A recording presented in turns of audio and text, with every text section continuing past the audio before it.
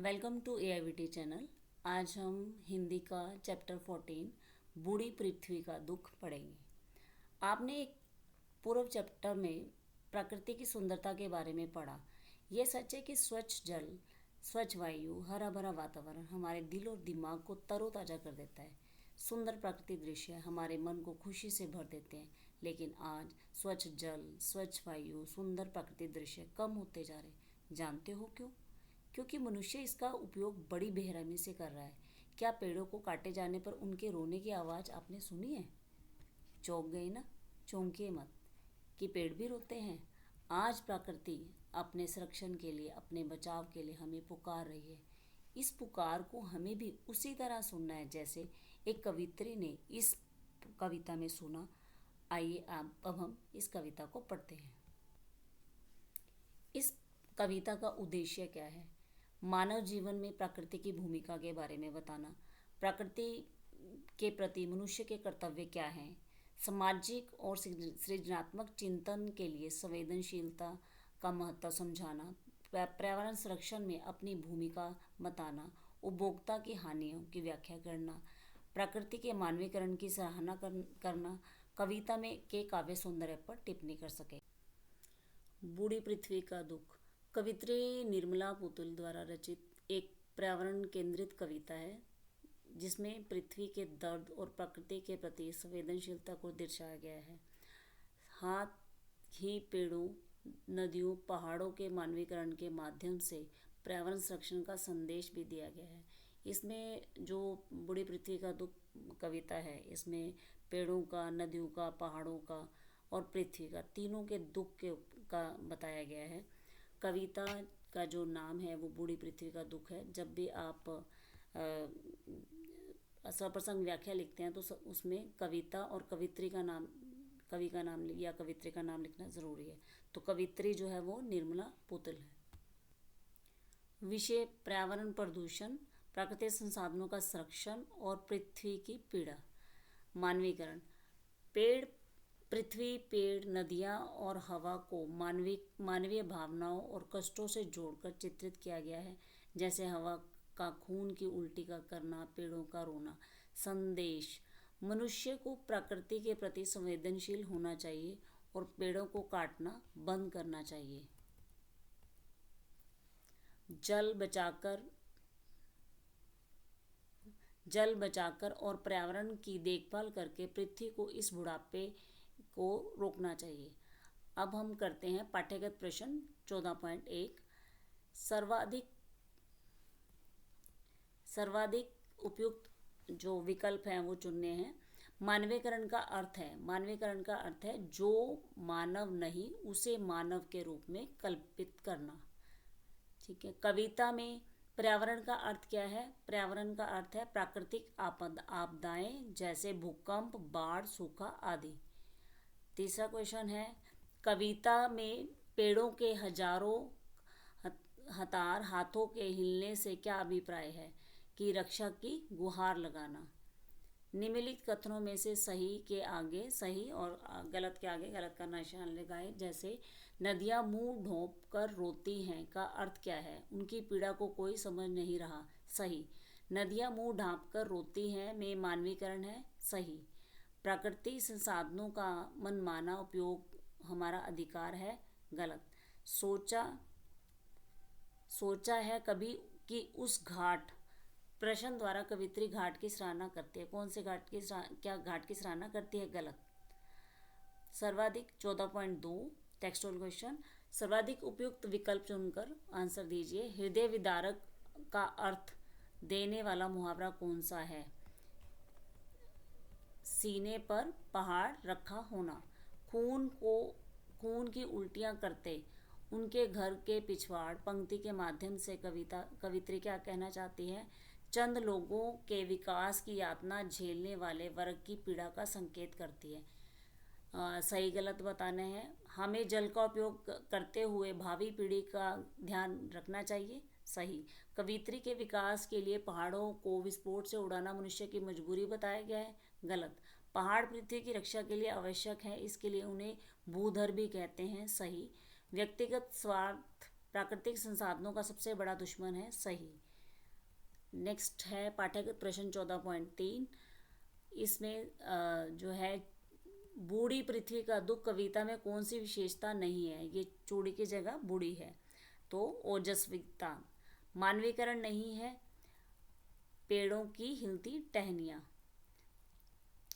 पाठ्यगत question, ये पहला प्रश्न है आपका टेक्सुअल क्वेश्चन। पर्यावरण का अर्थ समझाइए। क्वेश्चन 2 पार्ट में है। पहला है पर्यावरण का अर्थ लिखिए। दूसरा है हमें पर्यावरण की रक्षा करने का दायित्व क्यों निभाना चाहिए। पर्यावरण का अर्थ है हमारे आसपास का वातावरण। अगला क्वेश्चन, हमें पर्यावरण की रक्षा करने का दायित्व क्यों निभाना चाहिए। हमें पर्यावरण की रक्षा करने का दायित्व इसलिए निभाना चाहिए क्योंकि पेड़ पौधे, नदियाँ, पर्वतों और हवा को कष्ट, नष्ट व दूषित होने से बचाना मनुष्य का कर्तव्य है। इस कर्तव्य का पालन करके ही मानव सहित सभी प्राणियों की रक्षा की जा सकती है और पृथ्वी के सौंदर्य को बचाया जा सकता है। अगला क्वेश्चन है प्राकृतिक संसाधनों के अत्यधिक उपयोग से होने वाली हानियाँ। अगर हम बहुत अधिक उपयोग करते हैं प्राकृतिक संसाधनों का तो उससे क्या हानि होती है। नंबर 1, प्राकृतिक संसाधनों के उपयोग से कई हानियाँ हो सकती है, जैसे बड़े बड़े कारखाने, उनमें बड़ी बड़ी मशीनों के विकास के नाम पर पृथ्वी पर आज किस प्रकार प्राकृतिक संसाधनों का अपव्यय किया जा रहा है।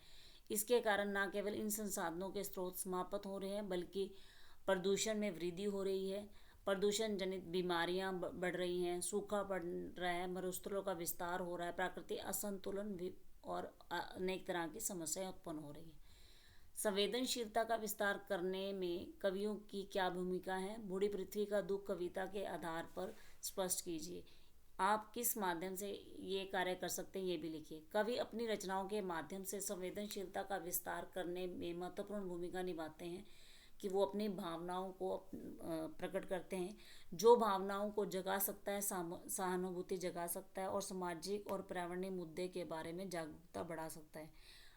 कविता बूढ़ी धरती का दुख या पृथ्वी का दुख इसका एक सशक्त उदाहरण है। इस कविता के माध्यम से कवि ने धरती की दुर्दशा को बताया है। इसे एक बूढ़ी बूढ़ी या पीड़ित माँ के रूप में चित्रित किया है। पाठकों की भावनाओं को कार्रवाई करने के लिए अपील करता है कि हम उस पृथ्वी के लिए कुछ करें। संवेदनशीलता और और बढ़ाने के लिए और पर्यावरण जागरूकता को बढ़ावा देने के लिए कवि विभिन्न माध्यमों का उपयोग कर सकते हैं। पानी, अगला क्वेश्चन नंबर 4, पानी के प्रदूषण के प्रमुख कारणों का उल्लेख कीजिए और इन कारणों के निदान के बारे में बताइए कि हम क्या इसमें कर सकते हैं। कवित्री ने नदी का रोना सुना है। नदी के साथ साथ वह खुद भी रोती है, जिसका जीवन नदियों, पेड़ों और वनस्पतियों पर सीधे सीधे निर्भर है। वे उनकी दुर्दशा पर दुखी होती है। कवित्री उसी दुख का बोध शहरी लोगों और शिक्षित नागरिकों को करवाना चाहती है।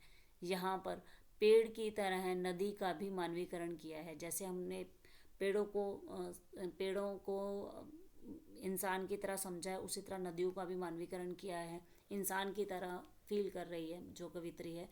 मनुष्य जब किसी गहरी पीड़ा से ग्रस्त होता है उसके दुख को समझने वाला कोई नहीं होता, तो एकांत में सिसक सिसक कर रोता है। जब हम दुखी होते हैं तो रोते हैं ना, उसी तरह से नदी भी ऐसा ही करती है। वह मुंह ढोप कर रोती है, यानी कि मुंह ढककर अलग से रोती हुई दिखाई दे रही है। नदी भी तो आंतरिक रूप से पीड़ित है। उसकी पीड़ा यह है कि वह हमें जीवन देने के लिए अपना जल हमें दे देती है और हम हैं कि उसे नष्ट कर रहे हैं। यहाँ पर नदियों के घटते पानी और उसमें बढ़ते प्रदूषण को लेकर जो है दुख प्रकट किया गया है। अगला क्वेश्चन नंबर 5, बूढ़ी पृथ्वी का दुख कविता मानवीकरण किस प्रकार किया गया है।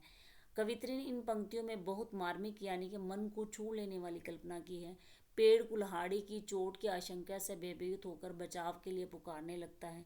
पेड़ की कांपती हुई टहनियाँ मानो बचाव के लिए पुकारते हुए उसके हाथ हैं, मानो वे हमारी ओर उठे हैं, हम पेड़ों को बचाएं। कवित्री चाहते कि हम पेड़ों के प्रति संवेदनशील हो और उन्हें काटने से बचाएं।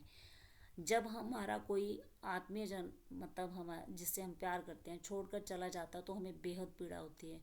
वैसे ही पीड़ा किसी पेड़ के कटने पर भी होनी चाहिए, क्योंकि उन पर हमारा जीवन निर्भर है। वे हमारे जीवन शक्ति हैं, उनमें भी जीवन होता है। अतः किसी भी पेड़ को कटकर धरती पर गिरने पर उसकी आवाज़ उसी तरह ठेस पहुंचाएगी मानो हमारा ही कोई हिस्सा कटकर गिर गया हो। प्रश्न नंबर 6, मनुष्य के प्राकृतिक विरोधी व्यवहार को मानव विरोधी व्यवहार क्यों कहा जा सकता है?